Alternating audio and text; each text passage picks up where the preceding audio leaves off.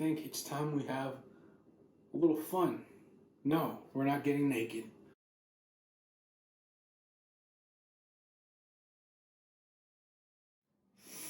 What's going on, lads? It's the third episode of Leave It To Me with Manuel Lugo, and I am your host, obviously, Manuel Lugo. It is the third episode. I'd like to call it my third, but technically it's my second because I'm not posting my first one. It's good to be here after 2 months. It's interesting, too. What happened was I got really lazy upon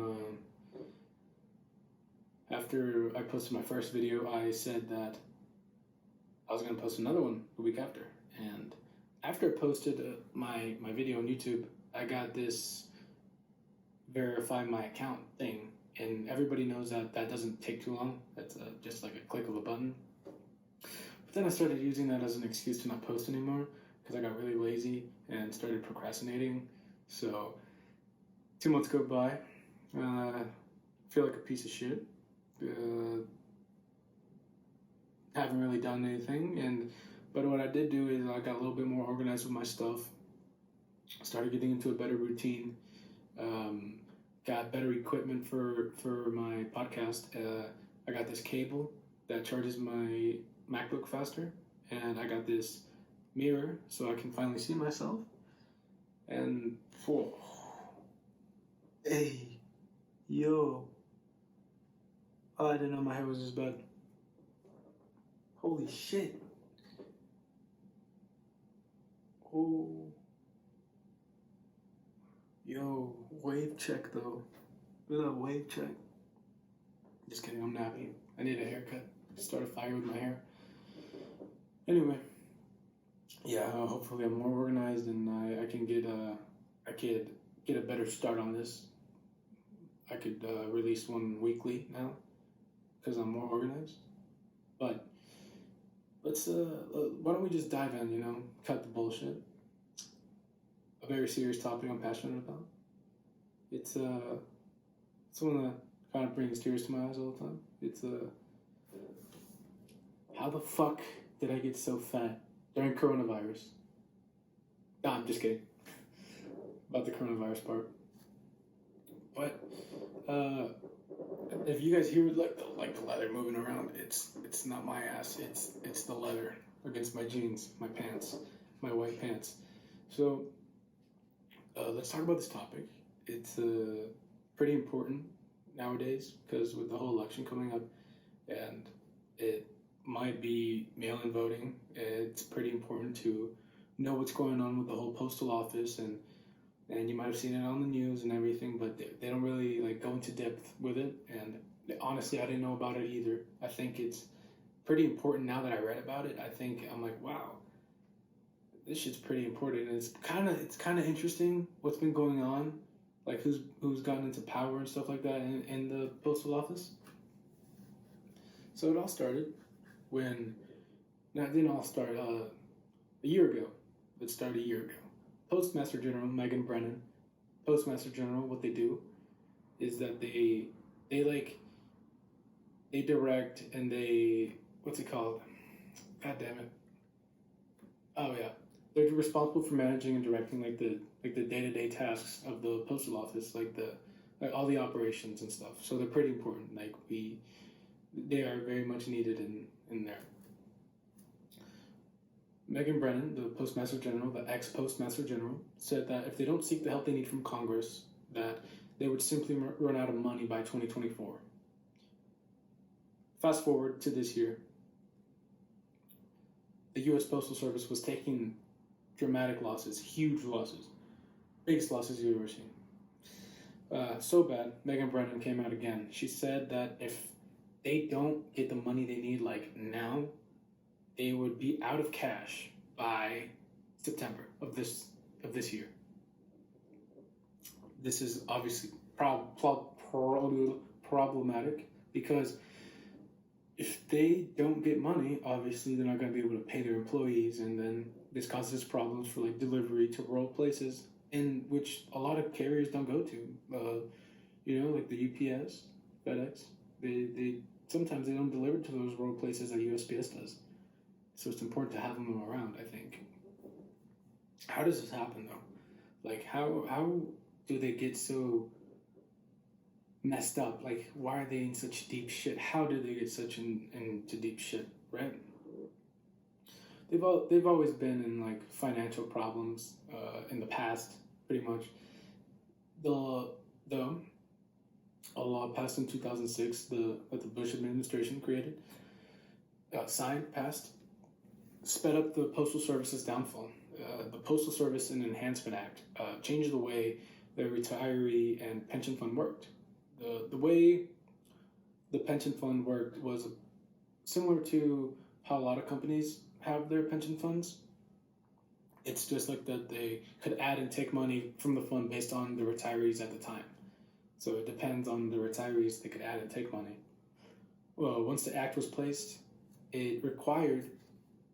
once that law was placed, it required the Postal Service to pre-fund all of its employees' health and retirement benefits. Even if you weren't a retiree, the USPS would still have to pre-fund all of that money for 50 years. And I'm sorry if I like switched my nose or whatever. I didn't mean to do that. I had something in there. Health and retirement benefits for the next 50 years.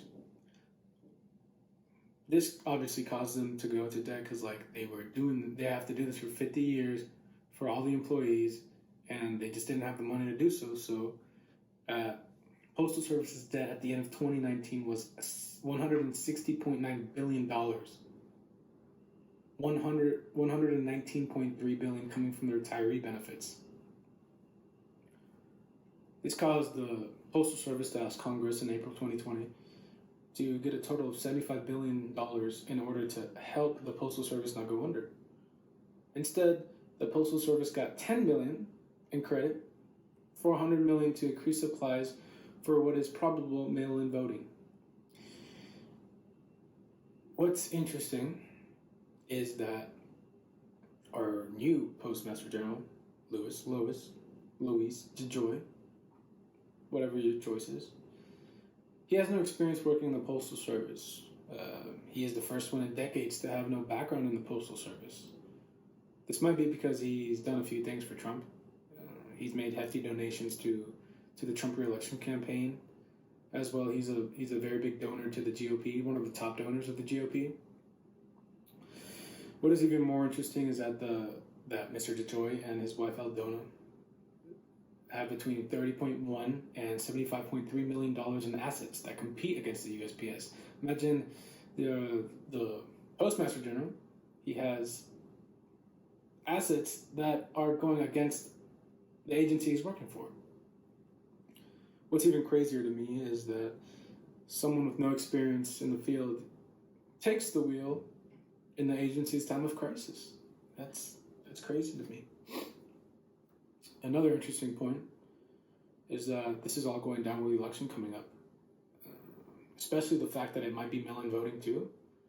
It's already seen that when he got into power position, Louis DeJoy, shipping and deliveries have had problems. They've been slower. Somehow, some packages haven't even made it. They've gotten lost. So that's interesting. And also, Trump is against mail-in voting. He claims that the election would be fraudulent and that it would be putting Republicans at a disadvantage. A tweet that he posted not too long ago, it says, absentee ballots are a great way to vote for many senior citizens, military, and others who can't get to the polls on election day. These ballots are very different from 100% mail-in voting, which is ripe for fraud and shouldn't be allowed. President Trump. Can we clear a few things up, though? Let's, first of all, absentee ballot is sent in the mail and in advance before an election if the voter can't be present at the polls. Mail-in votes is you bet your bottom dollar, mailed in. The only difference is that the absentee is requested due to the inability to show up. So if you can't show up. Mail-in is just where the state sends the ballots to all registered voters, whether they ask for it or not. let me give you some facts on voter fraud. Like, is it really scary? Is it common? Does it happen a lot? Well, let's look at Colorado. Colorado is one of the 5 states that have universal mail-in voting. They found after 20 years and 250 million ballots, only 143 were found to be election fraud. Out of 250 million ballots, 143. NPR puts it as 1 case per state every 6 or 7 years. That is a risk I am willing to take. Oh, the LaCroix, this one, fucking watermelon. Oh my god, it's like, it's so spicy.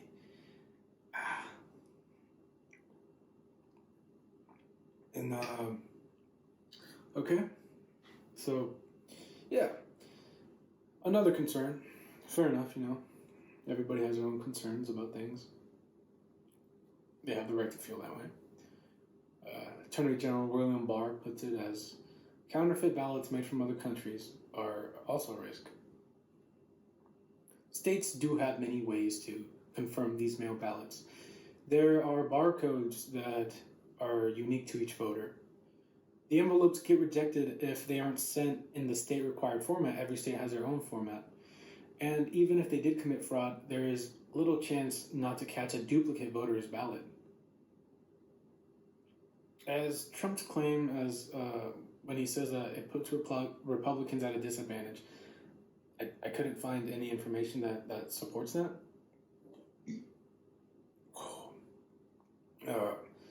But that being said, like, if he's already calling it to be like fraudulent election, like, what if he wins? He's gonna be like, whoa.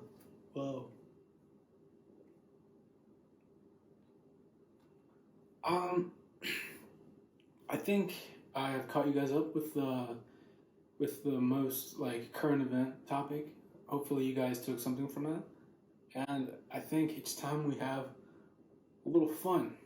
No, we're not getting naked. We're doing a cold case. Where's my hat? Okay. So let's start this cold case off right. You need your investigator cap. You can't. How are you gonna have how are you gonna have a crime show with no cap? Because I don't cap. No cap. I don't know if it's better like that or I can't really see. I think it looks fucking cool like this. Anyway, set the dramatic mood. Gonna lower my voice a little bit. Just kidding. All right. I think you guys deserve a good mystery. As I've been saying, there's going to be mysteries in this podcast, and I think it's time for one. First one. Wow, I'm excited.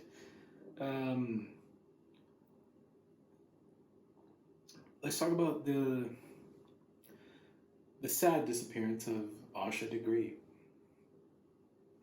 The date is February 14th, 2000.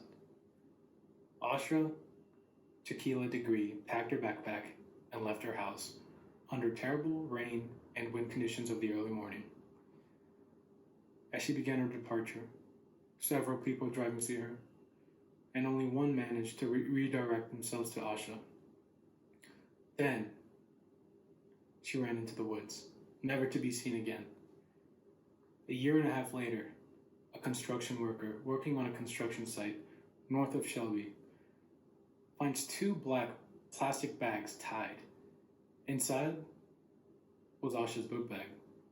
Inside the book bag was a Dr. Seuss book, a phone number, and a New Kids on the Block shirt. And they were not roommates. Asha Degree came from a rather regular family.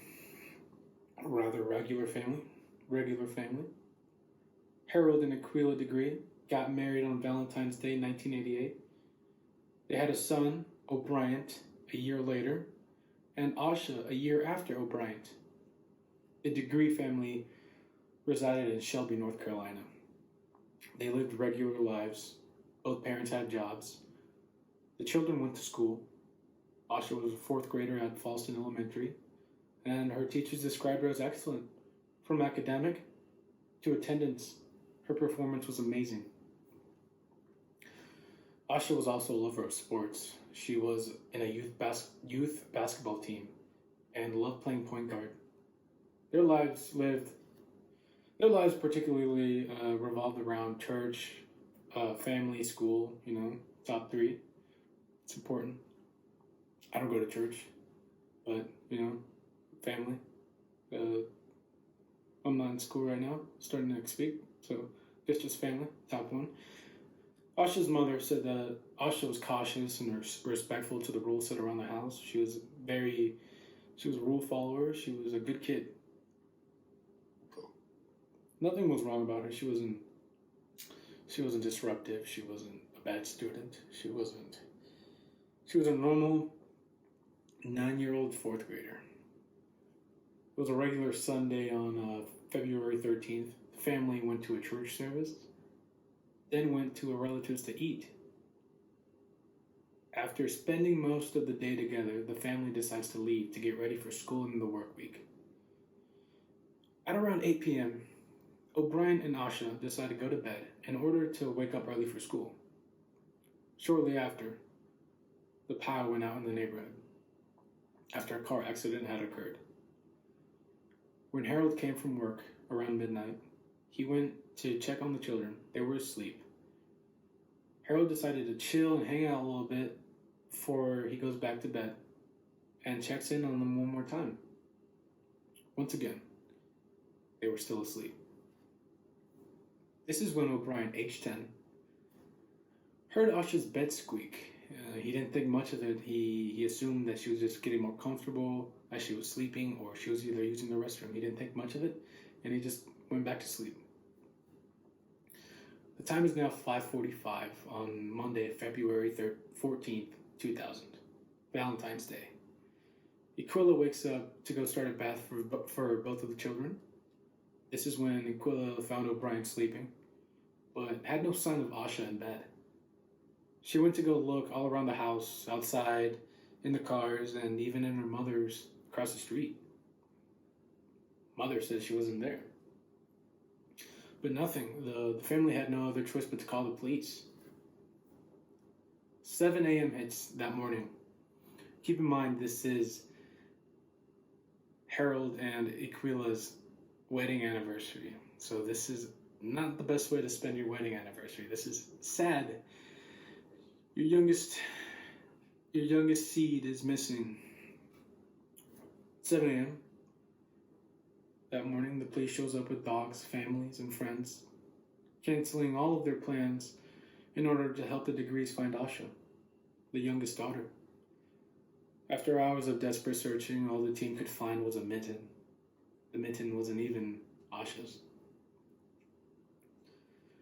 They went further on to investigate Asha's room. They found that her backpack was missing, along with a Tweety bird purse and some clothes. More importantly, all the doors and windows were locked in home. It seems like Asha was packing up and running away on her own. All the doors were locked, windows, no signs of a break-in. Suspicious. Not really suspicious, it's more mysterious, because if there's no sign of a break-in, what would cause her to run away, They were living normal lives, and nothing out of the ordinary, especially from Asha. She was a good kid. She was a good student. Nothing at home. Fuck, who knows? She was 9 years old. I don't even think that's normal for a runaway at that age, Normally you run away like in your teens or some shit. So you remember how I told you she saw, a driver saw her run into the woods earlier that morning?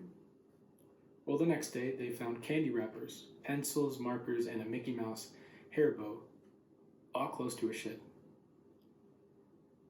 This is near where the driver said he saw her run into.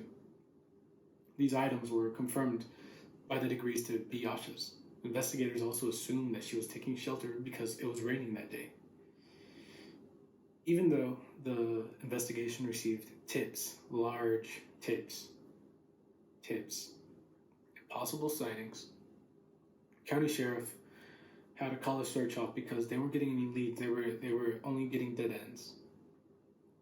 So he urged for like the news to keep it relevant, and the family even appeared on Oprah Winfrey and America's Most Wanted. I remember those two shows. Granted, though, the county sheriff did reopen the search, but it didn't get anywhere. He reopened the search shortly after he called it off, and then still nothing happened. That coverage was years ago. However, you might have never heard of it again. This case is still cold. She's still missing. Family's still looking for her. Quilla described herself as being upset from the lack of coverage compared to other children, more specifically white children. I don't know if this is true, if she has received lack of coverage based on her skin color. I don't know. I would have to look into that. But the latest lead that they've gotten is in February 2015. The FBI announced that there would be up to a $25,000 reward to anyone with information that could lead to an arrest. The last lead they have received up to today was in May 2016. They announced that Asha may have been seen getting into a dark green car from 1970. A car was either a Lincoln Continental Mark V or a Ford Thunderbird from the same year, just along the same route Asha went missing. Holy shit. It's crazy how she literally just disappeared into thin air. She's been missing for 20 years, 6 months. Holy shit. Not a single thing about her. You know what's crazier? Is that when you go to look it up, damn, that scared the shit out of me. Whew, this shit is scary. When you look up her name, there's pictures of her age progression. She's a grown woman now. She's literally a grown woman. Wow. She's been missing for so long already. But yeah, they're still looking for her. The county sheriff is still urging for information about like where she got the shirt, the New Kids on the Block shirt, in the Dr. Seuss book, but still nothing. She literally disappeared into thin air for what seems to be like not an abduction. That she ran away. What's scary is that the black plastic bag with her stuff in it that they found is like it's even a little scarier because like who the fuck put that there? Was it her? Was it somebody that killed her? Because they haven't found her body. Damn. Yeah, that's the mystery of this week. That kind of scared the shit out of me. Whew.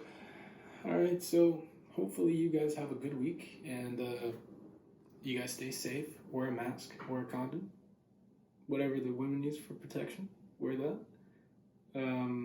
Stay safe. Hope you guys have a good week, and I will be doing one of these next week too. Don't know if it's gonna be. I don't know what the mystery is gonna be. Definitely gonna have something informative about it, like I did at the beginning of this podcast. But who knows? It's definitely not gonna be aliens. Watch it be aliens, but I don't think it's gonna be aliens. Might be another one of these. I want you guys to let me know if you guys like this or not. Some feedback would be nice, and that's pretty much all I have to do. All I have to say. One last wave check before I sign off. Oh yeah. Yo, the waves are crisp. What y'all think? I wonder what would happen if I got like a perm or something. I would look like the world's biggest douchebag. Because, you know, people say I look like Brad Pitt. those are just like people that say I do. Like, I know a bunch of people who say that I do. Like my DMs were filled saying that I look like Brad Pitt. Brad Pitt even tagged me one time saying, "Oh, you're my twin." Anyway, let's end this podcast on a good note. Take care, everybody. Wear a mask once again, and I'll see you guys next time. Thank you.